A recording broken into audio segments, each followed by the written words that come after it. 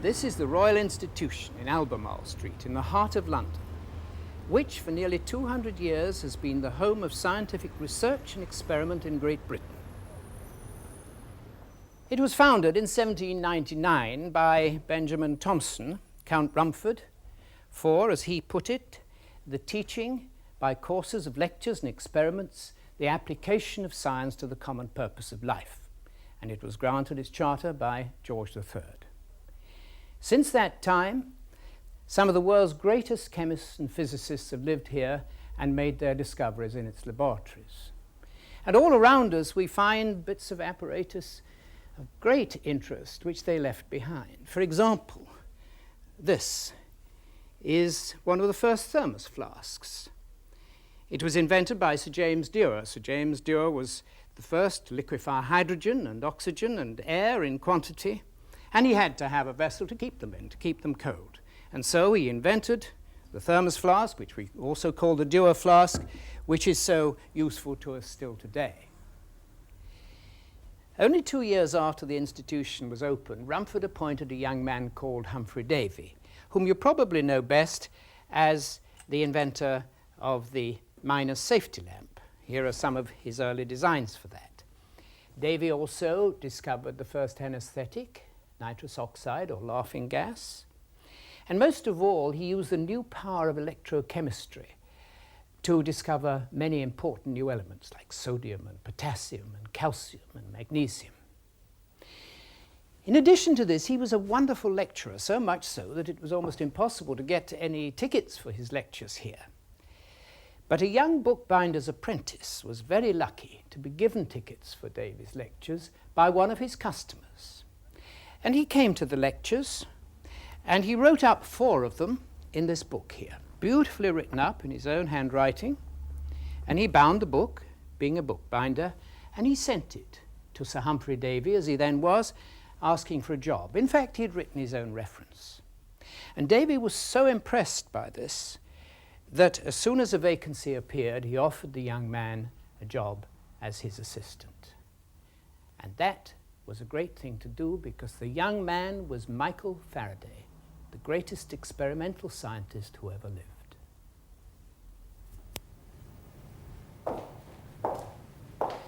This is Faraday's electromagnetic laboratory, almost exactly as he left it. His first important experiment in electricity and magnetism was made in 1821, and he called it his magnetic rotations, because it was the rotation of a little wire carrying an electric current round a magnet. And this is the first electric motor. He went on to discover the laws of electrochemistry and of electrostatics, and in fact, the units of both of those sciences are called after him, the Faraday and the Farad. But his most important discovery was how to make electricity from a moving magnet, which is the dynamo, which is the basis of all our electric power today. And this is the iron ring with the coils round it, with which he discovered the relationship between electricity and magnetism. Here, Michael Faraday is holding that simple piece of apparatus which changed our lives. It was Faraday who started the Royal Institution Christmas Lectures in 1828 to show young people some of the exciting things that are happening in the world of science, and he gave them himself many times.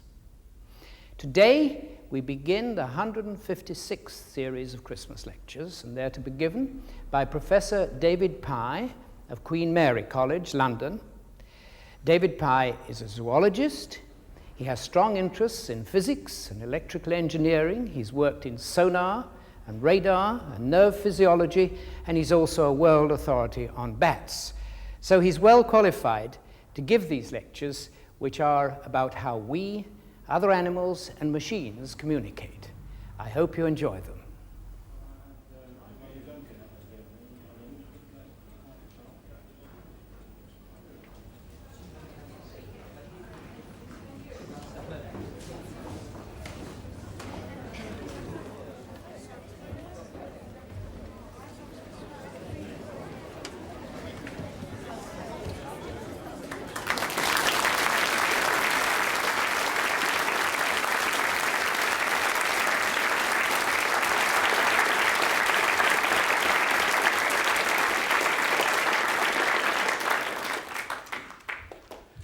We communicate with each other all the time. Otherwise, life itself would be quite impossible. In these lectures, I'm going to be talking about the different ways, some of the many different ways in which we communicate, in which animals do it, and in which machines can help, and we can communicate with machines. I'm communicating with you now. I'm sending out sound waves that pass through the air to your ear, and you hear them. But they're not just any sounds.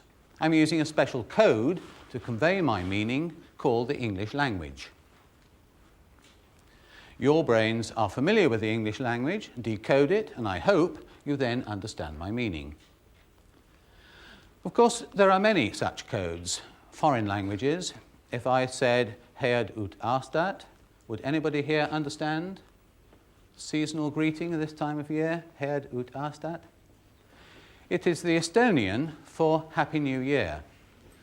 I happen to know this because it's my wife's first language, and so we say it quite a lot at this time of year. But language itself can also be recoded by spelling it. We can learn the alphabet and then spell the words and write them down for permanent use and permanent records. And you can read. You're all familiar with the alphabet and spelling, so I don't think I need to take that any further. But there's another interesting way in which language can be coded for permanent records, and that's called Braille. We have here a model of a word made in Braille. Can you all see that? In Braille, the paper is punched into little dimples that you can feel with your fingers, so that you don't read it by looking at it, but you feel it with your fingertips.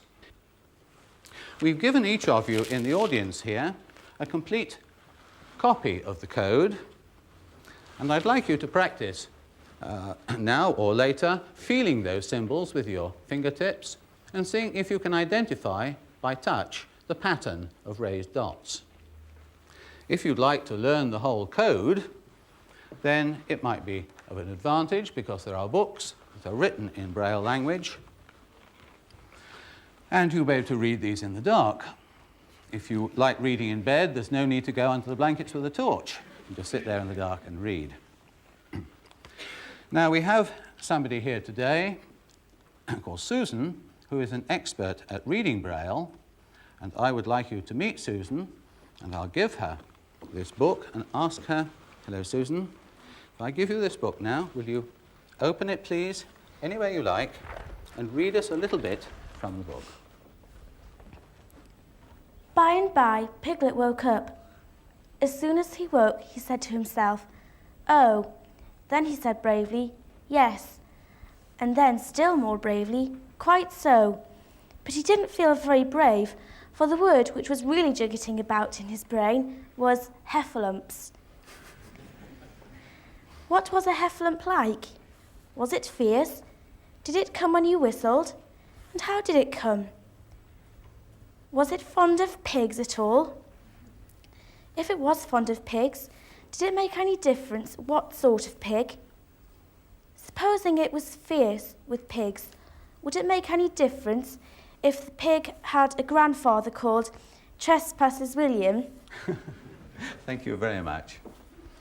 Tell me, Susan, how long have you been reading Braille? 11 years. 11 years. You're very quick at it.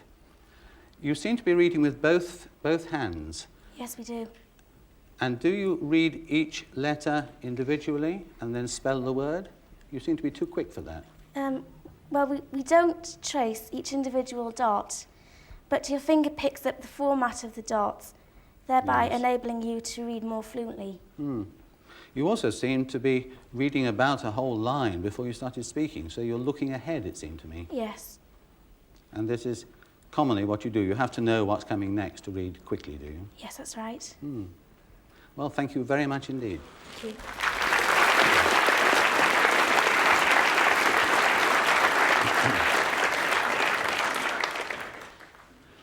If we want to communicate over longer distances than we can shout, another way, of course, is to wave. You can wave at people.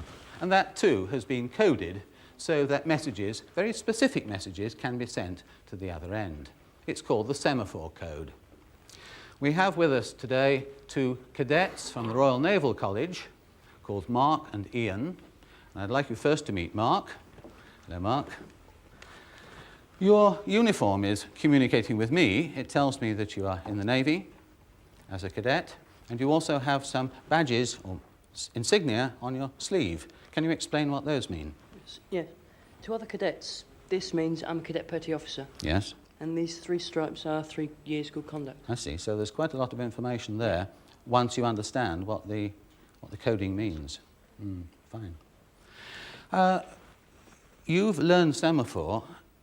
I don't imagine that semaphore is actually used in the Navy much these days. No, they use modern methods nowadays. They use radios and things, Yeah. yes. But it is still used as an exercise and for certain ceremonial purposes. Yes. Fine. Well, your colleague Ian is up there, and I would like to have a message sent from Ian to you. If the young man sitting on the end of the row would like to whisper his name to Ian, and then we'll ask Ian to signal that name down to you, Mark. You see, there's a different position of the hands for each of the letters. There are actually 28 positions possible, which is enough for one for every letter. Now, you've acknowledged the signal, right? And the name is? Mark. Mark. Is that right? Yes. Your name is Mark. Fine, thank you very much.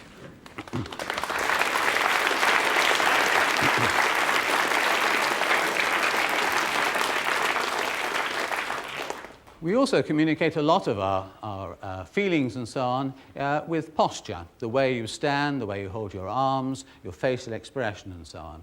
And this too can be coded for communication at short distances, particularly for people who are deaf and can't hear the spoken word. We have also today Penelope, who is an expert at sign language and is going to demonstrate for us. The signs they make have one sign for every letter, but that gets very long. Nevertheless, you have to use it, for instance, for names, to spell out names. But then there are other signs that mean whole words or even simple sentences. I'm going to ask Penelope to come out now by using sign language. That's P-E-N-N-Y.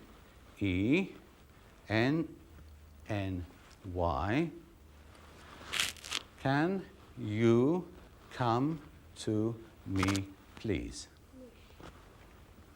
And this is Penelope. Hello. Now, if you turn to face Jason there, who will be able to talk to you, Penelope cannot see me at the moment, so I'm going to ask Jason to spell something out to her. Can you spell Father Christmas, please?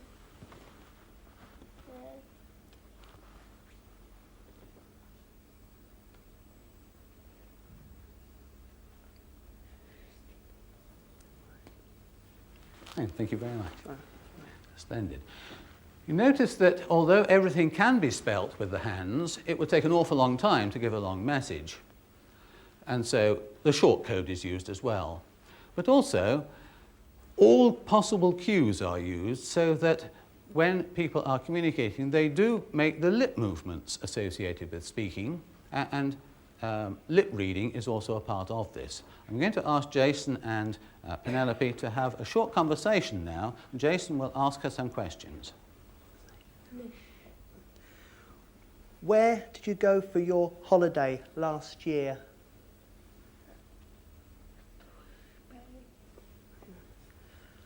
Who went with you?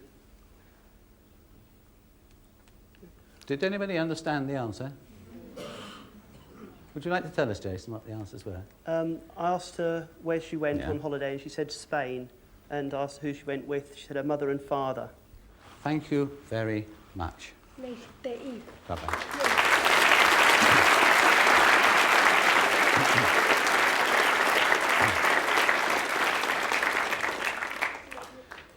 Before the days of radio, people used to use the sun to send messages. You see, in those last examples, we weren't actually transmitting energy, we're just reflecting energy that comes for free as daylight.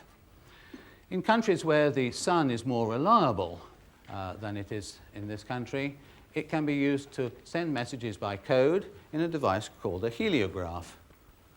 Here we have a heliograph, and over there we have an artificial sun. There we are. And I can aim this very carefully now onto the card which our volunteer is holding up there. And having got it lined up so that it only sends a message specifically to one place, we can then use Morse code.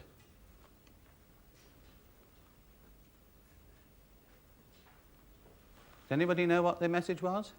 Does anybody know Morse? I hear it being whispered. SOS, right. The Morse code consists of dots and dashes and was a code invented by a man called Morse. Thank you for holding the card. But that, although used by the army in olden days, wouldn't work at sea.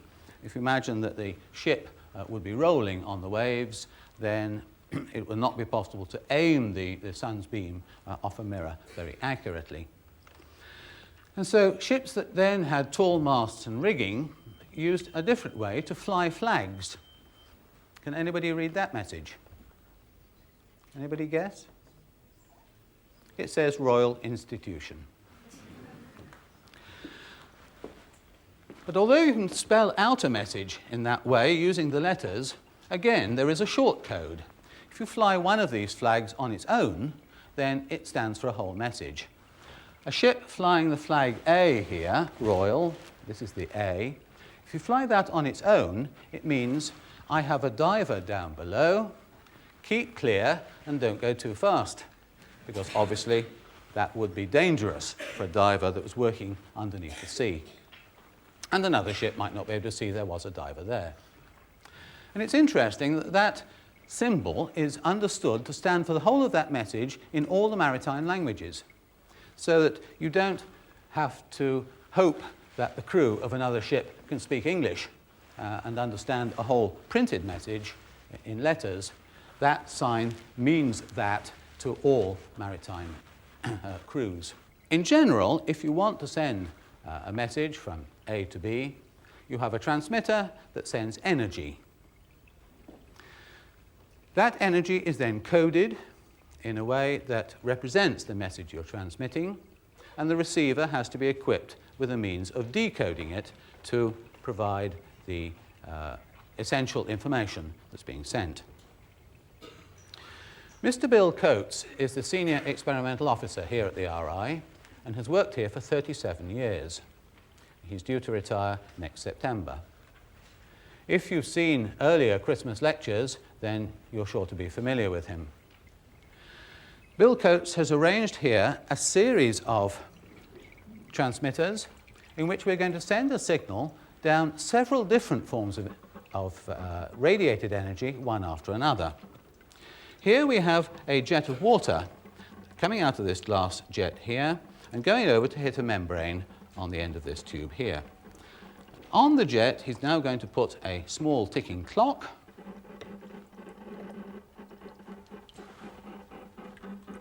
And now ripples going down the jet start very, very small, but they get bigger and bigger, and when they hit the diaphragm, one can hear the ticking of the clock.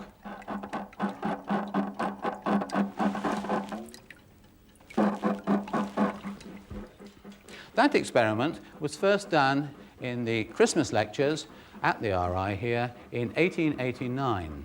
It's a long time ago. But we're going to follow it now by picking up that vibration with a laser beam. The membrane here transmits its motion by sound waves down the tube to another membrane at the other end. On the middle of that membrane is fixed a small mirror. Over here we have a laser. You see the beam, and Bill sprays aerosol into the beam. The beam is reflected from the mirror to a receiver here that then gets the message. We switch that on. If I put my hand in the way, it stops. And of course, if I stop the jet, it stops. Well, now I put another microphone round in front there to pick that up. And Bill Coates has arranged that that microphone signal comes into this little box here and controls the current in an electric wire. So the message is now going down an electric cable to control this ordinary hand torch. And the hand torch is sending ordinary light, not laser light, over to a receiver here. Switch this on. And its signal is being picked up on this. There we are. Now I can chop this beam. And finally, of course, that signal is being picked up by radio mic here with an aerial transmitting radio waves to the aerial of a receiver. And that is going through the cable up to the loudspeaker where you can all hear it, and also will be going out across the country by other radio waves in the form of television. To summarize, we've got the same signal now going through a water jet, then a laser beam, then a light beam, and then a radio beam. You may not think that the sound of a ticking clock is very interesting. Perhaps you prefer the sound of music. This can be arranged. Bill Coates can arrange almost anything.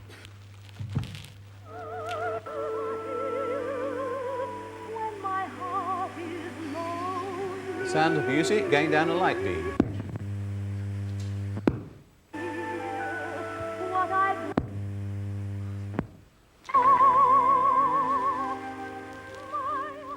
The only requirement is then that the energy can go from the transmitter to the receiver, carrying the message in some form which the receiver is sensitive to and that can decode.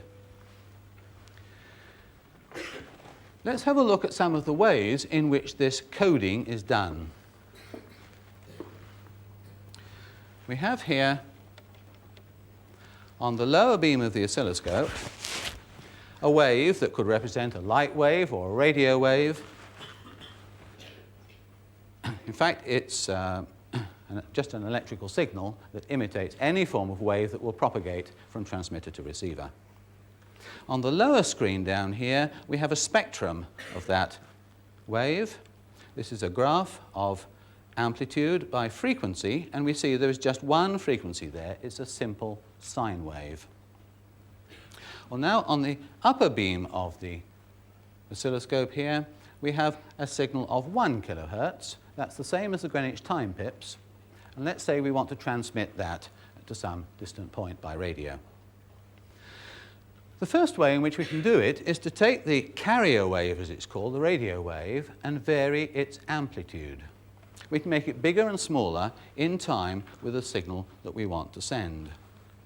So if I put the modulation on, you see it's now small at the trough of the wave and big at the peak of the wave. And at the receiver, if the receiver is expecting this sort of signal, it can follow those changes and give us back the original wave and use it, say, to drive a loudspeaker to tell us exactly what time it is. But now look on the lower screen. We see that our single carrier wave has now become split into 3. There are 2 side bands, 2 smaller waves either side of the main carrier. And those are exactly 1 kilohertz either side of the carrier, because it's 1 kilohertz, 1,000 waves per second we're transmitting. If I increase the frequency of the signal I want to send up to, say, 4 kilohertz, then the side bands move further apart. They're now 4 kilohertz either side. That means that if we have a faster signal to send, we've got to use a wider range of frequencies to send it. And that is a general principle, that if you want to send information faster, then you've got to use a wider range of frequencies, or a wider bandwidth, as it's called. There is another way of sending that same signal where we don't use amplitude modulation, but vary the frequency. If I press the button here, now the amplitude is constant, but we're varying the frequency of the wave. You can see that the waves are further apart here, having a lower frequency at the trough of the wave, and much faster here at a higher frequency for the peak of the wave. Well, that's rather an exaggerated form. We're using a very deep frequency modulation there. So I will just change it to a much shallower form. You can't see it now so easily on the screen. But if we look now at the spectrum down below, we see that there are many sidebands. And yet we're only sending the one simple sine wave of 1 kilohertz. FM radio uses 5 times the bandwidth that AM does, so it's not only very much higher fidelity, but it's also much more resistant to interference. And that's the main advantage of FM radio. Nevertheless, the most important way of communicating is by voice. But it turns out that voice communication is really quite complicated, and I'd like to explore this in quite a bit of detail. This is a model of the larynx, the voice box in your throat here. That's the Adam's apple sticking out the front, which is responsible for the start of voice production. If we look down at the model below, there is the windpipe coming up from the lungs, providing an air supply through it. And if we look down into it, then we see there are 2 little membranes down here in white called the vocal cords. When we breathe normally, we hold those vocal cords apart and breathe through the hole. But when we want to speak, we move the 2 bones here that bring the vocal cords together, press them tightly together, and then force air to go through those, and it makes them vibrate. The way in which they vibrate involves a very interesting principle called Bernoulli's principle. You can try this experiment for yourself, because almost every household has the required apparatus at this time of year.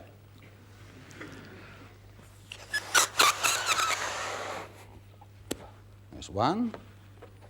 You need 2 similar sausage-shaped balloons.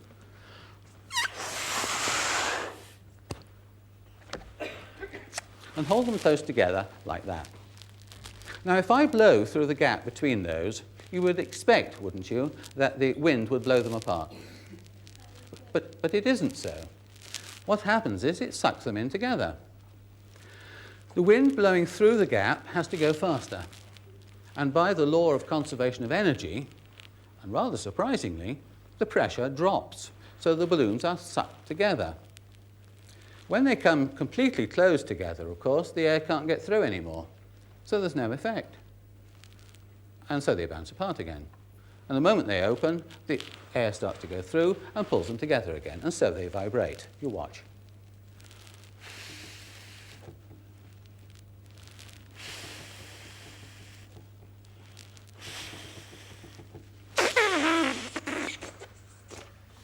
It even works with a single one. If you blow to one side, you would expect to blow it away, but in fact it gets sucked into the airstream.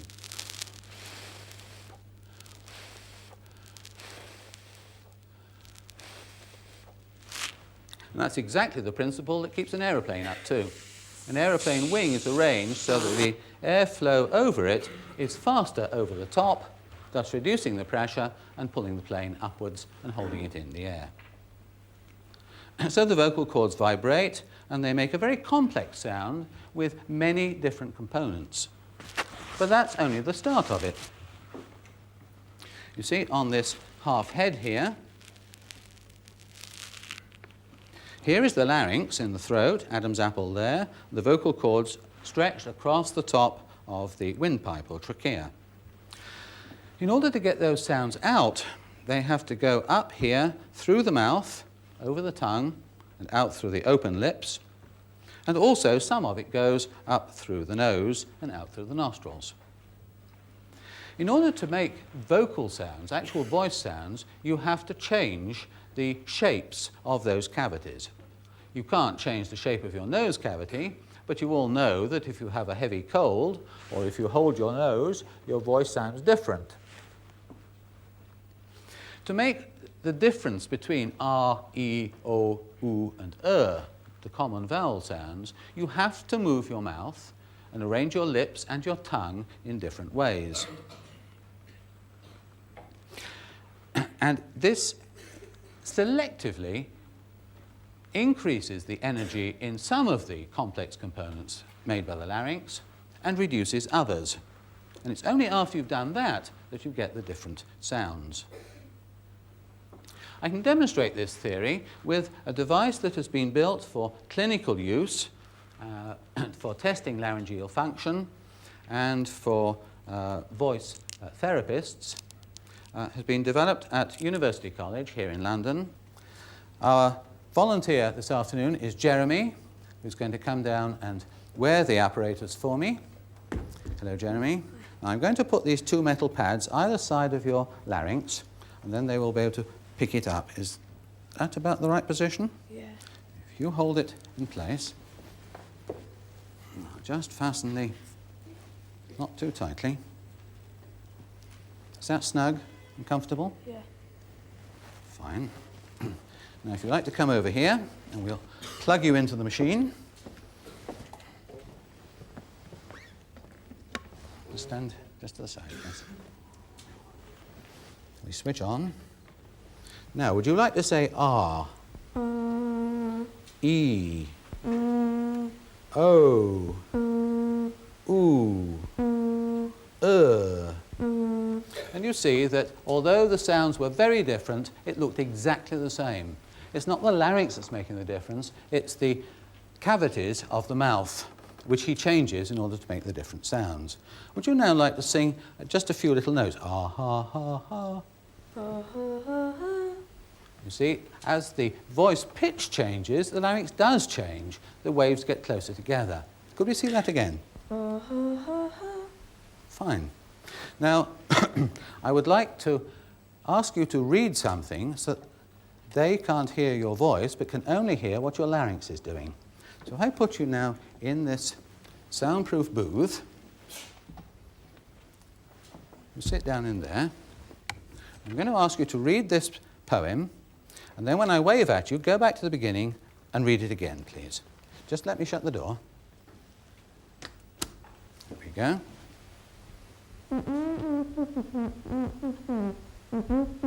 Can anybody hear what he's saying?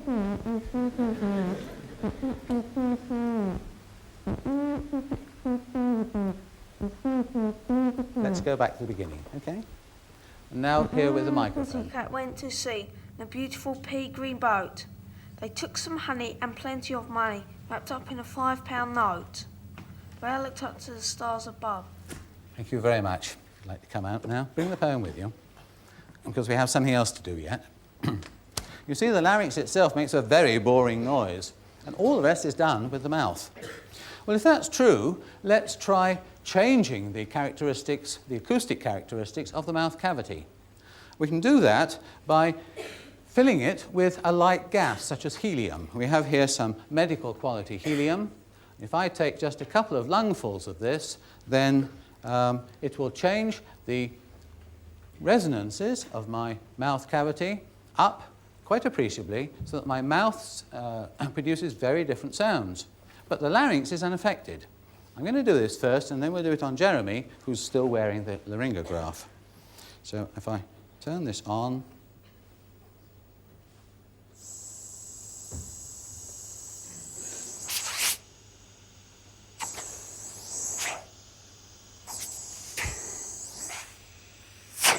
Now my voice sounds very different from what it does normally. This is an effect that is very difficult to imitate, because it's the only way of getting it is to actually retune the mouth cavity with light gases. As I breathe and the helium is gradually flushed out of the system and air takes its place, then the voice comes back to normal. Now I'm going to ask Jeremy to do exactly the same, just 2 deep breaths, not through your nose, through your mouth, and then read a little bit of Owl and Pussycat to us, right? And ask you to watch the laryngograph, and it will not change. That's enough. The owl and the pussycat went to sea, a beautiful pea green boat. They took some honey and plenty of money wrapped up in a £5 note. The owl looked up to the stars above and sang to a small guitar. Oh, lovely pussy, oh pussy, my love, what a beautiful pussy you are. Thank you very much.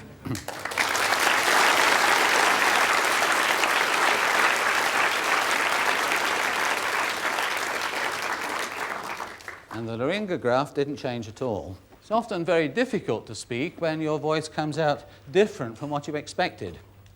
The only way we can formulate the sounds is by listening to them all the time, so that we model what other people do when they make the same sounds. That, of course, is how babies learn to speak. For people who are very deaf and can't hear their own voices very well, that becomes extremely difficult, and their voices often sound rather different. We can show this by another trick. If we feed your voice back to you after a delay, which is longer than you're ever used to, it becomes extremely difficult to speak at all, because the feedback from your mouth to your ear is different from what you're used to. If I could have a volunteer who would be...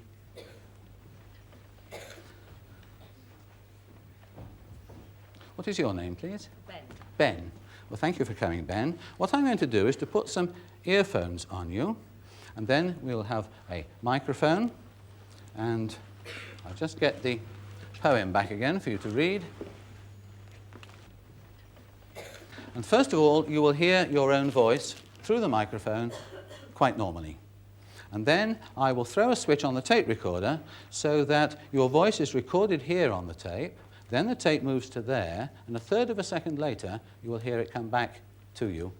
And you must try to keep speaking, all right? Okay. So let's put the headphones on first, make sure they're comfortable.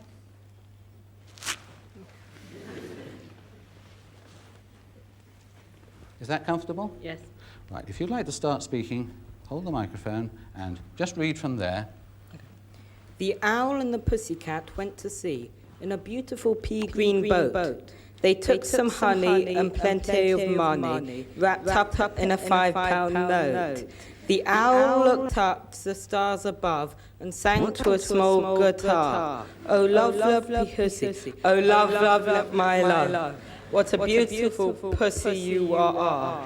You are, you are, you are. Now try to say Royal Institution. Royal Institution. You're very resistant to this. You're doing very well. Most people actually come to an absolute stop. Would anybody else like a go on this? All right, come on. Thank you, Ben. What is your name? Andrew. Andrew. You try it then, Andrew. All right, is that comfortable? There we are. All right. The owl and the pussycat went to sea in a beautiful pea-green boat. They took some honey and plenty of money, wrapped up in a £5 note. The owl looked up in the stars Thank you very above. much.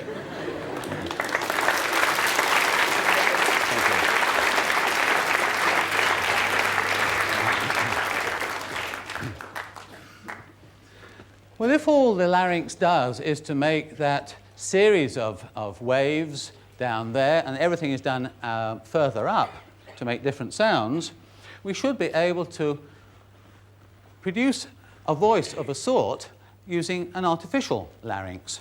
This is just such a device. It's a buzzer, a vibrator. When I press it, it makes a little noise by vibrating on the end here. And I compress that to some part of my own mouth cavity and then just mouth the words without breathing, not even whispering. 1, 2, 3, 4, 5, 6. Okay? Can you all understand that? Does it remind you of anything? Have you heard that effect before? Daleks, yes. I am a Dalek. Exterminate. This is, in fact, a very serious device, though. It's not just a toy, because some unfortunate people have to have surgery to the larynx, which renders them unable to speak. They are trained to try to swallow air into the stomach and then to burp it up in a controlled way to make noises that can then be shaped into speech. But that's very difficult to do, and many people have to use one of these in order to speak to other people around them. Well, if we can make that bit artificial, let's see if we can make the mouth cavities artificial too. In 1928, a man called Paget gave some lectures here at the RI, and we have his original apparatus, which is here, exactly as he left it, in which the whole of voice sounds are imitated by purely mechanical means. This is the lungs that force air up through the windpipe. This is the larynx. It's just an organ pipe reed. Now, babies, of course, start by making a noise something like that, and then they learn to manipulate their tongues and their lips and to make different noises. See if I can imitate some baby noises. And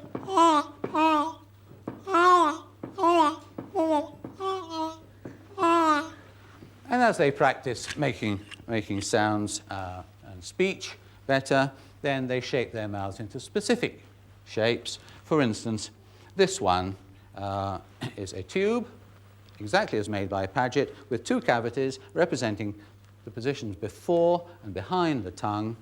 We put that on, and it should make an E sort of noise. I'm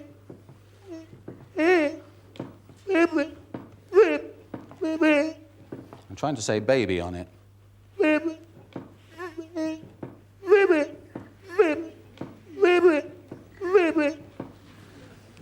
Or by moving the tongue to change the proportions of the two parts of the mouth, we can get R and get mama.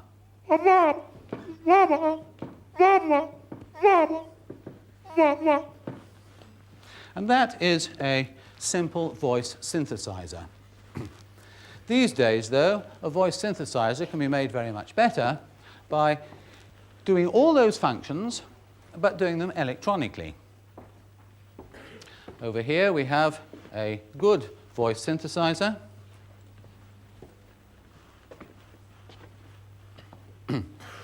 And it has been trained in the first demonstration by having phrases spoken at it by a real person in a real voice.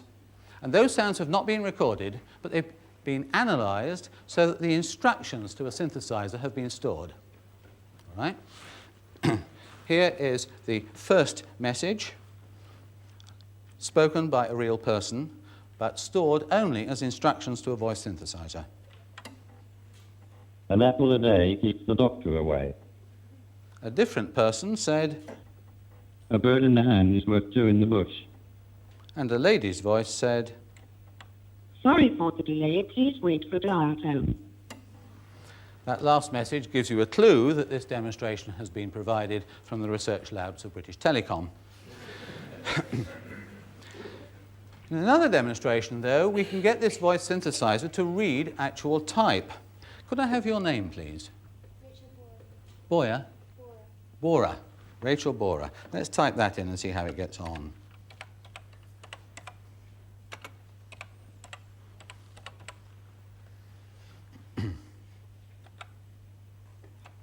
Rachel Bora. Of course, the English language is notoriously difficult to spell and pronounce. And this machine is now being fed just with letters of the alphabet to seeing what it can make of it. What's your name, please? In red. Richard Bartlett. Richard Bartlett. Let's try that.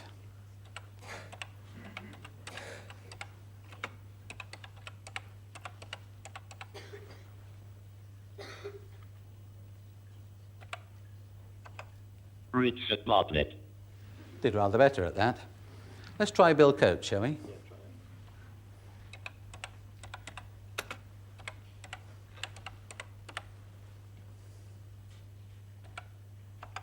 Bill Coates. See, it hasn't yet been taught that OA is pronounced O, so it pronounces the A separately and calls it Coates. It also has a message inside itself that it would like to give you. If I ask it now to give its own message. Thank you for letting me speak at the Royal Institution Christmas lectures. So someday, when you make an inquiry over the telephone, you may find yourself speaking to a computer, like this BBC Micro, with a voice synthesizer. Having looked at the information, it will then speak the information to you, let's say in directory inquiries or travel information or something of that sort. There are languages, however, that lend themselves to imitation by rather simpler means. Some years ago, I lived for a little while in Nigeria, where it gets dark at 6 o'clock in the evening, and during the evening, one could hear the talking drums sending messages and chatting to each other from the villages on either side of where we were living. I was so interested in this, I bought myself a little toy talking drum. The ones they use are really rather bigger than this. But the principle is that the two drum membranes at either end are tied together by these leather thongs, so that when you squeeze them, they're stretched, and it goes to a higher frequency.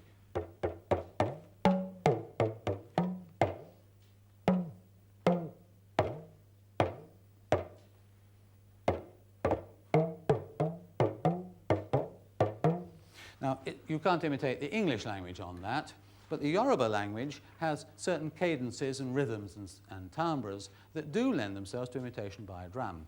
And these people were talking to each other after dark over quite long distances. Of course, we couldn't understand a word of what was being said. It's also used in Nigeria for stage shows.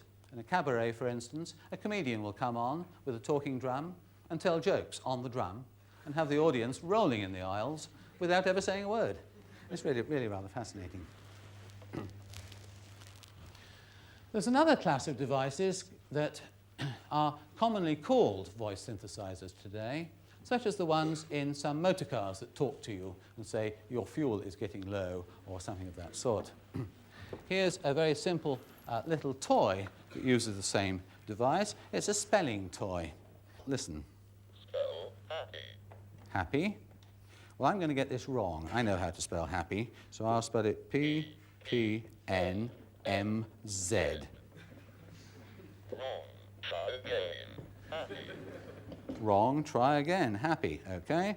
S-T-O-P. That is incorrect. The correct spelling of happy is H-A-P-P-Y. Happy. Now spell sweet. And so on. But those devices are not really voice synthesizers, although people call them that. The words have been recorded previously from a spoken word, and they're recorded on a computer memory in a chip, a memory chip, and then when the machine, the motor car or this toy, wants the word, it takes the instructions out and feeds them out over a loudspeaker, constructing the wave it wants. It's not actually synthesizing. It's a modern form of recording. So let's look at a very old form of recording. Bill Coates has here a very early drum recorder produced by Edison and brought over to this country for a, I can tell what the date it is because this horn, which is part of it, is made from a rolled up calendar for the year 1889. It was demonstrated that year here at the Royal Institution. Now, Bill is better at running this than I, so he's going to... The walrus and the carpenter were walking close at hand. They wept like anything to see such quantities of sand. If this were only cleared away, they said, it would be grand. Now, what happened was his voice went down the horn to a membrane here, which was then vibrated. On the back of the membrane is a needle that impressed a series of dimples in this soft tinfoil as he turned it, and it moved slowly along to make a spiral. Now, to replay it, we lift the needle off, turn back by exactly the right number of revolutions, re-engage the needle,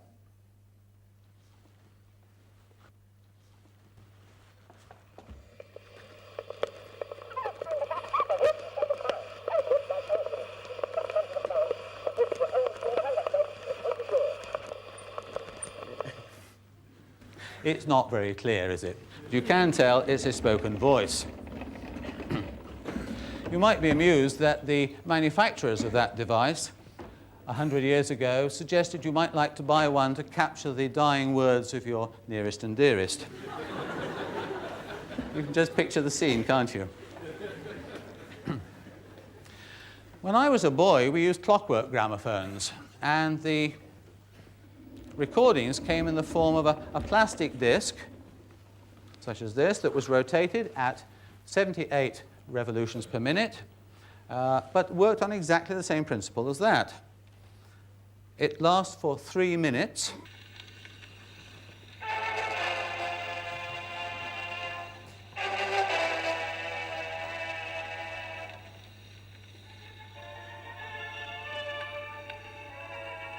I think you'll recognize what it is, but it's hardly high fidelity. The latest thing is the compact disc.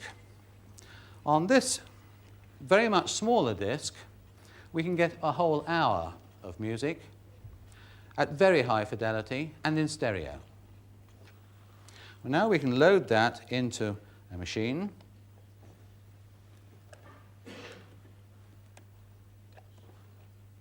Close the lids. Switch on. And now we're ready to go.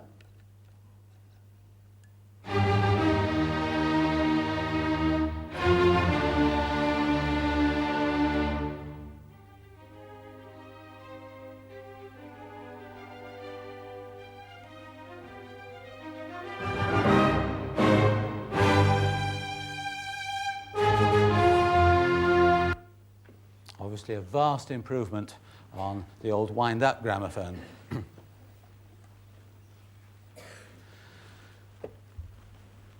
Music, too, of course, is communication. It's non-verbal communication. But the nature of music profoundly influences your feelings and your emotions, the more so if the composer and the performers were really good. Perhaps you're not always aware just how much music is used to influence your emotions, particularly as background music in plays and drama. So, to illustrate this, we've made a short drama television film, and we're going to play it to you with 2 different sorts of background music. Let's see it for the first time with one kind of music.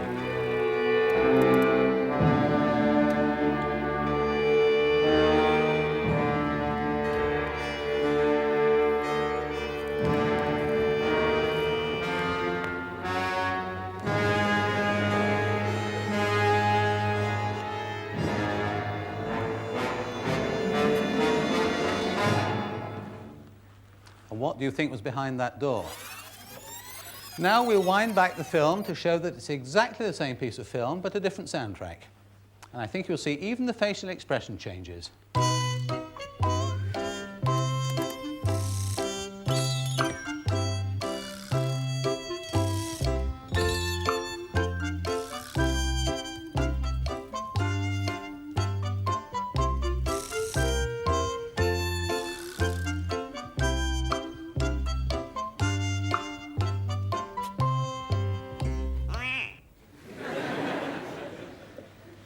I think you'd have quite different expectations for what lies behind the door in the second showing. Well, of course, babies also communicate long before they learn to speak. Non-verbal communication is there from the very beginning.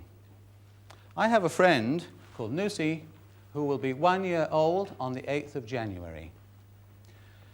She will never be able to speak, but I'd like you to meet Lucy because she obviously communicates and people respond automatically to communicate back with her.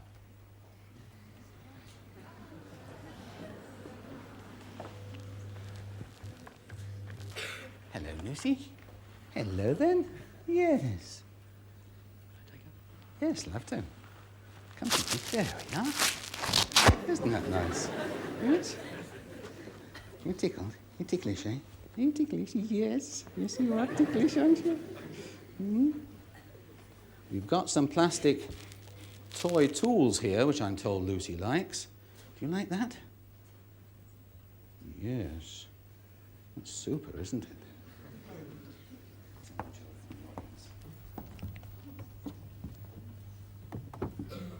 she super? Lovely little animal.